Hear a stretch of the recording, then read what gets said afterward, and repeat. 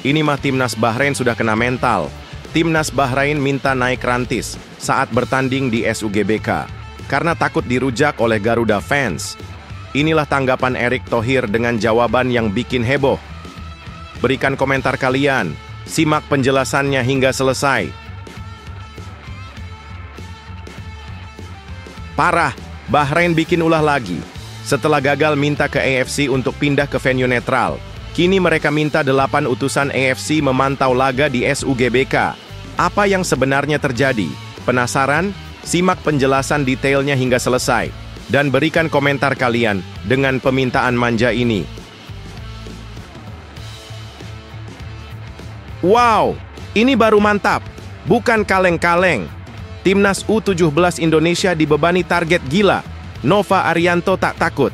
Jadi korban seperti Indra Syafri, begini tanggapan hebohnya. Penasaran? Simak penjelasannya hingga selesai.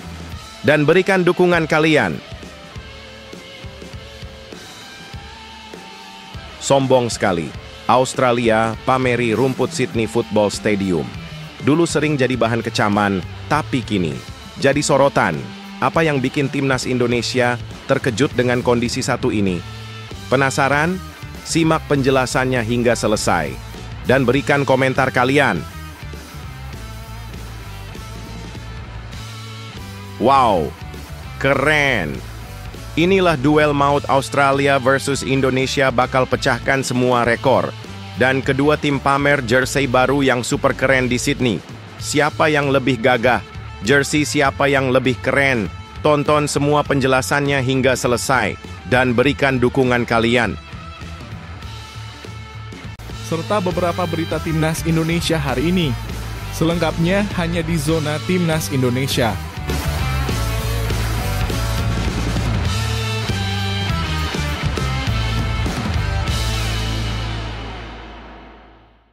Sebelumnya, jangan lupa subscribe channel ini supaya tidak ketinggalan berita timnas Indonesia. Ini mah timnas Bahrain sudah kena mental. Timnas Bahrain minta naik rantis saat bertanding di SUGBK karena takut dirujak oleh Garuda fans. Inilah tanggapan Erick Thohir dengan jawaban yang bikin heboh. Berikan komentar kalian, simak penjelasannya hingga selesai.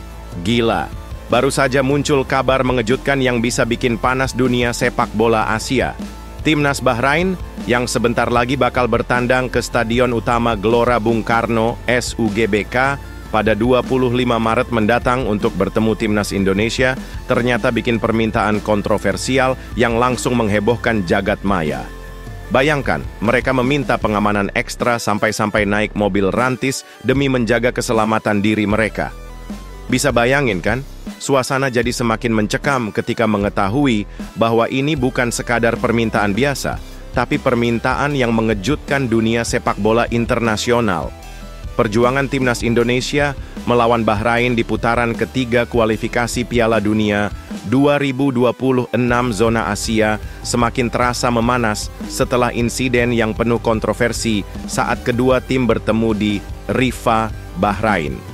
Di laga itu, meski berakhir dengan skor 2-2, banyak supporter Indonesia yang merasa dirugikan dengan keputusan wasit Ahmed Al-Kaf yang dianggap berat sebelah.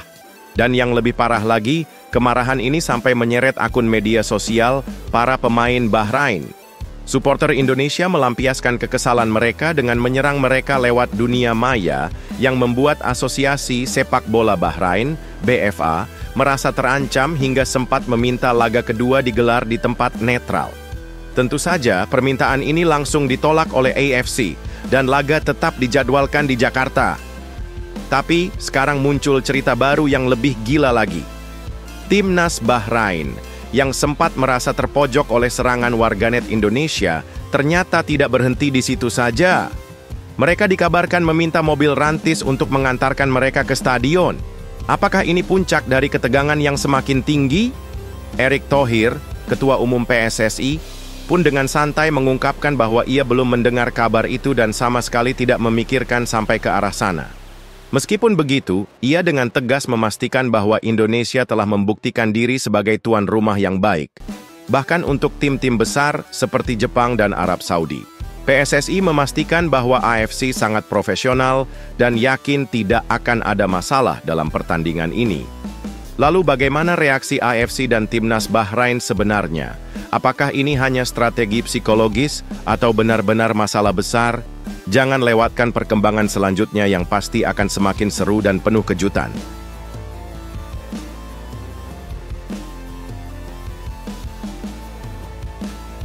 Parah, Bahrain bikin ulah lagi.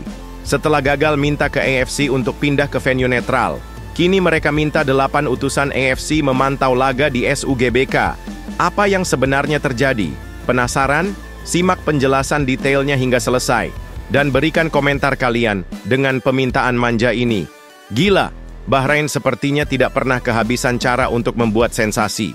Setelah upayanya untuk memindahkan laga kualifikasi Piala Dunia 2026 ke venue netral ditolak, kini mereka berulah lagi dengan permintaan yang lebih mengejutkan. Timnas Bahrain yang dijadwalkan bertanding melawan Timnas Indonesia pada 25 Maret 2025 di SUGBK ternyata meminta AFC untuk mengutus 8 orang utusan untuk memantau jalannya pertandingan. Apa yang sebenarnya mereka takutkan? Ini bukan sekadar permintaan biasa. Ini adalah langkah yang bisa dibilang kontroversial dan menambah ketegangan dalam persaingan antara kedua tim. Kabar ini disampaikan langsung oleh Erick Thohir, Ketua Umum PSSI, yang tak bisa menyembunyikan kebingungannya. Bahrain ternyata tak hanya merasa harus mengamankan pertandingan dengan mengirim utusan, tetapi mereka juga mengklaim bahwa situasi di SUGBK dan Jakarta tidak cukup aman bagi mereka. Mengapa? Karena mereka mengaku mendapat ancaman dari supporter Indonesia setelah hasil imbang 2-2 di pertandingan sebelumnya. Mereka benar-benar ingin pertandingan ini dipantau secara ketat, bahkan sampai harus mengirimkan tim khusus. Lalu, apa maksud tersembunyi di balik permintaan ini? Apakah ada yang lebih besar dari sekadar kecemasan terhadap ancaman online? Namun Erick Thohir dengan tegas membantah semua tuduhan itu dan menyatakan bahwa Indonesia telah membuktikan diri sebagai tuan rumah yang aman dan ramah. Buktinya, 3 pertandingan besar sebelumnya melawan Australia, Jepang, dan Arab Saudi berjalan tanpa masalah, meski hasilnya bervariasi. Terlepas dari kekalahan telak 4-0 melawan Jepang, Indonesia tetap menunjukkan keramahan dan kehormatan sebagai tuan rumah, bahkan menyambut tim tamu dengan penuh antusias. Tapi, kenapa Bahrain masih merasa harus membawa 8 orang utusan? Ini benar-benar membuka babak baru dalam drama kualifikasi Piala Dunia 2026. Apakah ini strategi Bahrain untuk menekan Indonesia atau mereka benar-benar merasa terancam? Dan bagaimana reaksi AFC terhadap permintaan ini? Jangan lewatkan kisah seru dan penuh kejutan ini.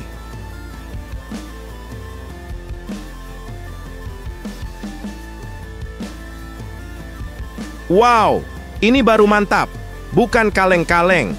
Timnas U17 Indonesia dibebani target gila. Nova Arianto tak takut. Jadi korban seperti Indras Syafri, begini tanggapan hebohnya. Penasaran? Simak penjelasannya hingga selesai. Dan berikan dukungan kalian. Dramanya semakin memanas. Timnas U17 Indonesia, yang sedang dipimpin oleh pelatih berani Nova Arianto, kini menghadapi tekanan yang luar biasa besar menjelang Piala Asia U17 2025. Apa yang bisa lebih mengguncang daripada beban berat yang ditimpakan pada mereka? Dengan harapan lolos ke Piala Dunia U17 2025 di Qatar, target yang harus dicapai adalah minimal finish sebagai runner-up di grup C yang dipenuhi raksasa Asia seperti Korea Selatan, Yaman, dan Afghanistan. Satu langkah salah, dan Garuda Muda bisa kehilangan impian besar mereka. Tidak hanya itu, Nova Arianto sendiri harus menghadapi potensi yang sangat nyata. Nasibnya bisa sama dengan Indras Syafri yang terjungkal setelah gagal membawa timnas U20 Indonesia di Piala Asia U20. Bertahan atau jatuh, inilah saat-saat penuh ketegangan. Namun, Nova Arianto justru bersikap dengan penuh keberanian, bahkan tanpa sedikit pun rasa takut. Tidak ada tekanan, katanya dengan penuh percaya diri. Baginya ini bukan sekadar beban, tetapi sebuah pendorong untuk tampil lebih hebat lagi. Tentu saja, kepercayaan diri yang menggebu ini semakin menambah sorotan terhadap tim yang kini sedang dipersiapkan dengan segala upaya untuk tampil menakjubkan di Arab Saudi. Meski optimis, Nova tahu bahwa setiap lawan di grup mereka memiliki kualitas luar biasa, apalagi Korea Selatan yang bakal jadi ujian pertama mereka pada 4 April 2025. Apakah timnas U17 Indonesia mampu meraih kemenangan epik dan memenuhi ekspektasi tinggi PSSI? Pertandingan pertama melawan Korea Selatan akan sangat menentukan langkah Putu Panji dan kawan-kawan. Kemenangan di laga perdana ini bisa jadi batu loncatan untuk meraih mimpi besar mereka. Setelah itu, tantangan berat berikutnya adalah melawan Yaman dan Afghanistan, dua tim yang sama-sama menguasai grup masing-masing di kualifikasi. Jadi, apakah tim asuhan Nova Arianto bisa mengatasi tekanan dan lolos ke perempat final? Bagaimana caranya Garuda Muda bisa mengalahkan raksasa-raksasa Asia ini? Jangan lewatkan drama seru yang bakal terjadi di Piala Asia U17 2025.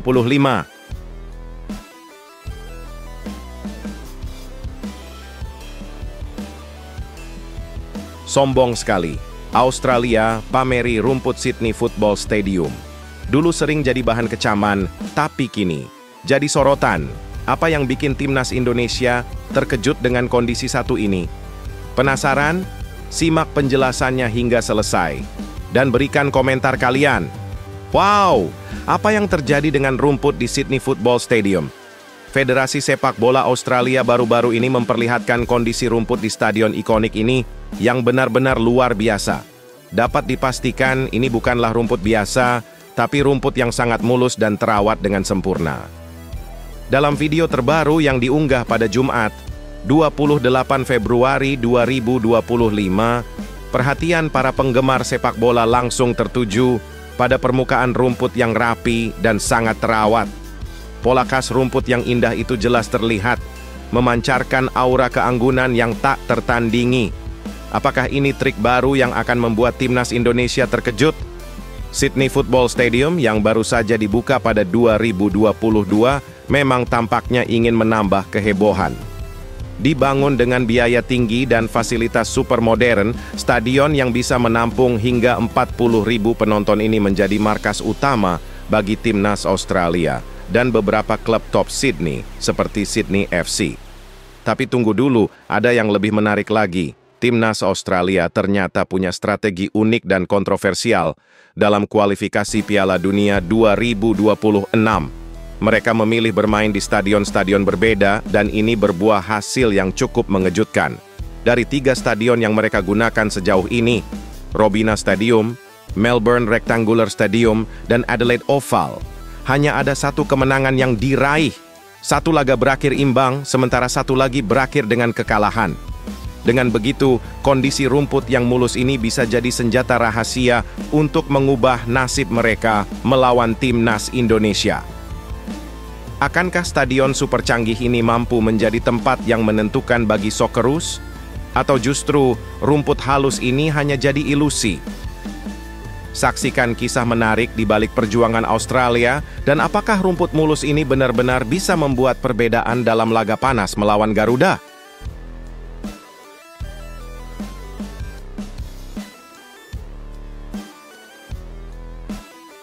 Wow, keren!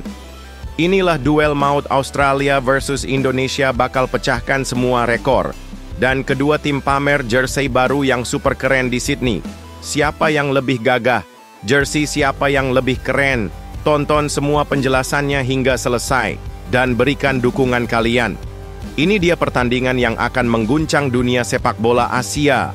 Laga Australia versus Timnas Indonesia di Sydney Football Stadium pada 20 Maret 2025 dijamin bakal jadi sorotan utama seluruh dunia, bukan hanya karena pertandingan sengitnya, tapi juga karena dua tim besar ini bakal memamerkan jersey terbaru mereka yang pasti bikin para penggemar terpesona. Kedua tim akan tampil dengan nuansa segar dan penuh semangat, siap untuk membuktikan siapa yang lebih mendominasi di lapangan hijau. Jangan sampai ketinggalan, karena ini bukan sekadar pertandingan biasa, tetapi pameran desain jersey yang luar biasa. Timnas Indonesia sudah mengguncang dunia sepak bola dengan jersey terbarunya yang akan dipakai pertama kali dalam laga melawan Australia. Jersey ini bukan sekadar pakaian biasa, tapi simbol semangat juang Garuda Muda. Mengusung motif batik yang menggugah, jersey terbaru Timnas Indonesia dipastikan akan semakin menambah kekuatan mental pasukan merah putih. Logo Garuda yang lebih menonjol, tanpa aksen berlebihan, justru memberi kesan elegan dan penuh makna. Sejak 20 November 2024, Muhammad Sadat dari Erspo memastikan jersey baru ini bakal tampil perdana di Sydney, momen yang akan dikenang sepanjang sejarah sepak bola Indonesia. Namun, Australia tak kalah mengejutkan. The Socceroos siap tampil dengan jersey kuning mencolok dengan garis zigzag yang futuristik dan garis hijau muda yang memikat. Tidak hanya itu, untuk laga tandang, mereka juga memiliki desain hitam yang sangat elegan, dengan sentuhan zigzag merah muda yang semakin menambah aura garang mereka. Di Sydney, dengan jersey kuning yang penuh karakter, Australia akan berusaha tampil dominan dan memukau. Pertandingan ini tidak hanya soal pertarungan di lapangan, tetapi juga siapa yang akan keluar sebagai pemenang dalam gaya dan keberanian. Dengan hanya selisih 1 poin di klasemen, pertarungan ini juga menjadi laga yang sangat menentukan bagi kedua tim yang masih berusaha mengejar mimpi menuju Piala Dunia 2026. Siapakah yang akan menonjolkan kekuatan dan kebanggaan mereka dengan lebih baik? Timnas Indonesia atau Australia? Saksikan laga panas ini yang tidak hanya menampilkan sepak bola spektakuler, tetapi juga desain jersey yang bakal mencuri perhatian dunia.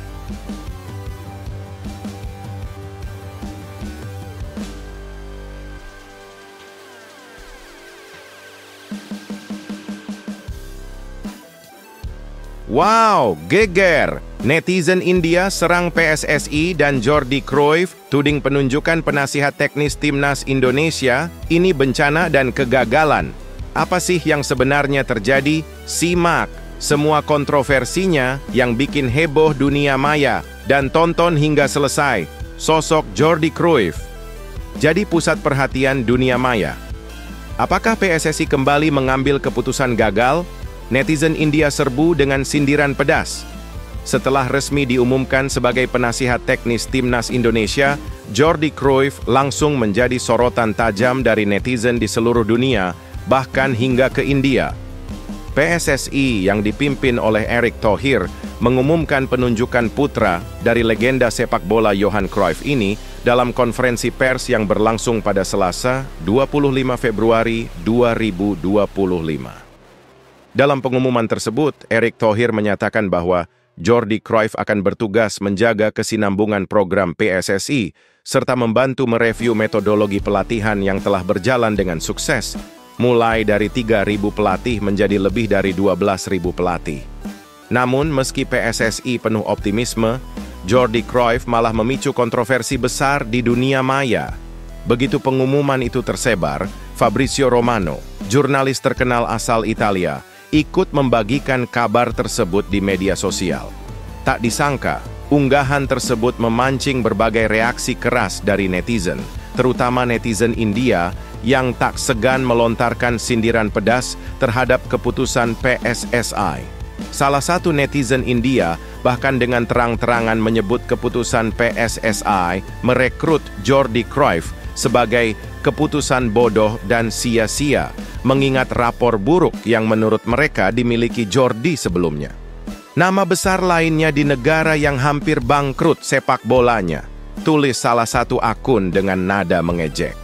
Jordi bahkan gagal menjaga relevansi Barcelona sebagai direktur dan kini diharapkan mengubah Indonesia. Sepak bola Indonesia pantas mendapatkan yang lebih baik. Sambung akun lain, @SheikhSports, yang menyebutnya sebagai keputusan sia-sia. Tidak hanya itu, seorang netizen lain, @Hersaif18, bahkan melontarkan sindiran pedas yang menyinggung soal kolonialisme, berkata, orang Indonesia mempercayakan Belanda untuk memperbaiki masalah mereka, omong kosong kolonial yang sangat membangun. Tentu saja, komentar-komentar penuh kritik itu langsung mengguncang dunia maya, menambah kontroversi besar di balik keputusan PSSI. Namun, meski diserang habis-habisan, Jordi Cruyff sebenarnya memiliki rekam jejak yang cukup cemerlang dalam dunia sepak bola. Pengalamannya sebagai direktur teknis di klub-klub besar seperti AEK Larnaca, Maccabi Tel Aviv, dan Barcelona menunjukkan kualitasnya yang patut dihargai. Sebagai seorang yang mengemban filosofi total football dari sang ayah, Johan Cruyff, Jordi tentu memiliki visi yang besar untuk membawa sepak bola Indonesia lebih maju.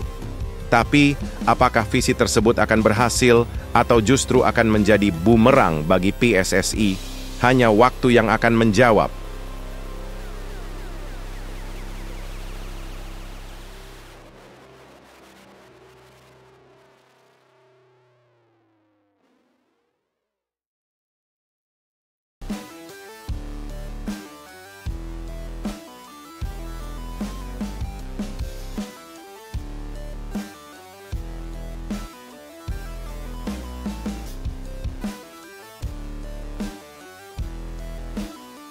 Inna lillahi wa inna ilaihi rojiun, duka mendalam.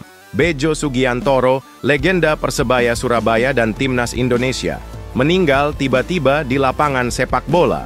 Apa yang terjadi? Simak sampai selesai kisah kehilangan tragis yang menggemparkan dunia sepak bola tanah air. Dunia sepak bola Indonesia dilanda berita duka mendalam yang membuat segenap penggemar tercengang. Bejo Sugiantoro, legenda hidup Persebaya Surabaya dan mantan pemain Timnas Indonesia, menghembuskan napas terakhirnya pada Selasa, 25 Februari 2025, sekitar pukul 17.20 WIB, di usia yang masih terbilang muda, 47 tahun. Kepergiannya begitu mendalam dan tragis. Pasalnya Bejo kolaps secara mendadak saat tengah bermain sepak bola di lapangan Sier, Surabaya. Meskipun dugaan awal mengarah pada serangan jantung, penyebab pasti kematiannya masih menunggu hasil pemeriksaan medis lebih lanjut. Kehilangan sosok sekelas Bejo ini membuat dunia sepak bola Indonesia terkejut dan berduka. Bejo Sugiantoro merupakan sosok yang tak hanya dikenal karena prestasi gemilangnya di lapangan, tetapi juga karena dedikasi luar biasa terhadap sepak bola Indonesia. Kariernya yang cemerlang, baik di level klub maupun tim nasional, telah mengukir sejarahnya sendiri. Di Timnas Indonesia, ia mencatatkan 45 penampilan dan mencetak 2 gol, serta berkontribusi besar dalam membawa Indonesia meraih medali perak SEA Games 1997 dan medali perunggu pada SEA Games 1999. Tak hanya itu, Bejo juga membela beberapa klub besar, termasuk Persebaya Surabaya, PSP Pekanbaru, dan Mitra Kukar. Kariernya di dunia sepak bola seakan tak pernah berhenti. Bahkan ia mengemban tugas berat sebagai pelatih Deltras FC. Pada musim 2024/2050, sebuah bukti bahwa semangatnya tak pernah padam. Meski banyak yang mengenalnya sebagai pemain hebat, Bejo Sugiantoro juga dikenal sebagai pelatih yang sangat dihormati di Persebaya Surabaya dan dunia sepak bola Indonesia. Pengalaman luasnya di dunia sepak bola membuatnya menjadi panutan, terutama bagi generasi muda yang ingin mengukir prestasi. Ia juga dikenal sebagai pribadi yang rendah hati dan selalu memberi motivasi kepada pemain muda untuk berjuang lebih keras lagi. Di balik kesuksesannya, Bejo juga seorang ayah yang penuh kasih sayang kepada putranya, Rahmat Irianto, pemain profesional Persib Bandung. Kehilangan Bejo tentu menjadi pukulan berat bagi keluarga, terutama Rahmat yang kehilangan figur ayah yang sangat mendukung karirnya. Kehilangan Bejo Sugiantoro bukan hanya duka bagi keluarga, tetapi juga bagi seluruh dunia sepak bola Indonesia yang kehilangan panutan sejati. Jasa-jasanya akan selalu dikenang dan warisannya sebagai pemain dan pelatih akan terus menginspirasi para pemain muda. Semangatnya yang tak kenal lelah untuk memajukan sepak bola Indonesia akan terus dikenang dan menjadi cahaya yang memandu langkah generasi penerus. Di tengah berita duka ini, mari kita mendoakan agar Bejo Sugiantoro mendapatkan tempat terbaik di sisi Tuhan, dan semoga kepergiannya menginspirasi kita semua untuk terus berjuang dan mengharumkan nama Indonesia di kancah sepak bola internasional.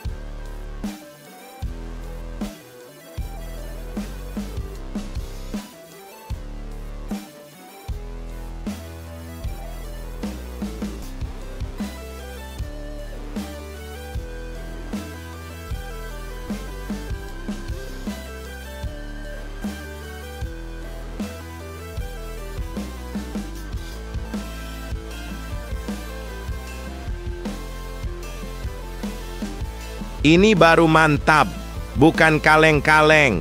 Jordi Cruyff, putra Johan Cruyff, resmi jadi penasihat teknis Timnas Indonesia. Apakah filosofi total football akan merubah wajah sepak bola tanah air? Simak sampai selesai selengkapnya untuk mengungkap rahasia yang tersembunyi. PSSI mengguncang dunia sepak bola Indonesia dengan penunjukan Jordi Cruyff sebagai penasihat teknis. Apakah ini tandanya era keemasan baru?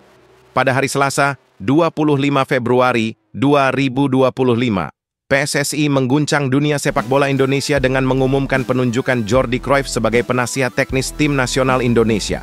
Inilah momen yang mengejutkan seluruh penggemar sepak bola tanah air, karena siapa yang tidak mengenal nama besar keluarga Cruyff? Jordi, yang memiliki darah sepak bola yang mengalir kental berkat sang ayah, Johan Cruyff, yang legendaris dengan filosofi total footballnya, kini siap membawa sepak bola Indonesia ke puncak kejayaan. Erick Thohir, Ketua Umum PSSI, tak bisa menyembunyikan rasa bahagianya saat mengumumkan keputusan besar ini. Kami dengan bangga menyambut Jordi Cruyff sebagai penasihat teknis PSSI yang baru, ungkapnya penuh semangat. Bahkan, menurut Thohir, ia merasa sangat beruntung karena memiliki kesempatan untuk mendatangkan sosok sekelas Jordi yang merupakan rekomendasi langsung dari Patrick Kluivert, rekan seprofesinya. Ini bukan hal mudah, lanjut Thohir. Jordi sangat serius ingin membantu memajukan sepak bola kita dan hal ini patut diapresiasi. Jordi Cruyff, yang mungkin lebih dikenal sebagai putra Johan Cruyff, tentu bukan sosok sembarangan dalam dunia sepak bola. Nama belakang Cruyff sudah cukup menjadi jaminan bahwa filsafat total football akan mengalir deras dalam setiap langkahnya. Sejak memulai karier di Ajax Amsterdam hingga bermain untuk raksasa Barcelona dan Manchester United, Jordi telah mencetak sejarah panjang di lapangan. Meski karier manajerialnya lebih banyak berfokus pada posisi direktur teknis dan strategic advisor, Jordi terbukti berhasil menangani klub-klub besar seperti AEK Larnaca, Maccabi Tel Aviv, hingga Barcelona. Tangan dinginnya diharapkan mampu mentransformasikan sepak bola Indonesia menuju era baru. Dalam perannya sebagai penasihat teknis, Jordi akan membantu menyusun metodologi pelatihan, mengembangkan grassroots, serta menciptakan sistem teknis yang lebih maju. Tak hanya itu, ia juga berharap bisa memberikan arahan strategis untuk mengembangkan karier pemain elit di Indonesia. Saya sangat semangat, ujar Jordi dengan penuh antusias. Saya tak sabar untuk berbagi pengalaman saya dan membantu memajukan level sepak bola Indonesia. Dengan potensi yang sudah ada, ia percaya bahwa dengan struktur yang baik dan dukungan yang tepat, Indonesia bisa bersaing di level dunia. Akan terobosan besar terlahir dari tangan dingin Jordi Cruyff? Apakah total football akan mengubah wajah sepak bola tanah air? Semua pertanyaan ini akan terjawab seiring berjalannya waktu. Yang jelas, PSSI telah membuka lembaran baru yang penuh harapan besar bagi sepak bola Indonesia.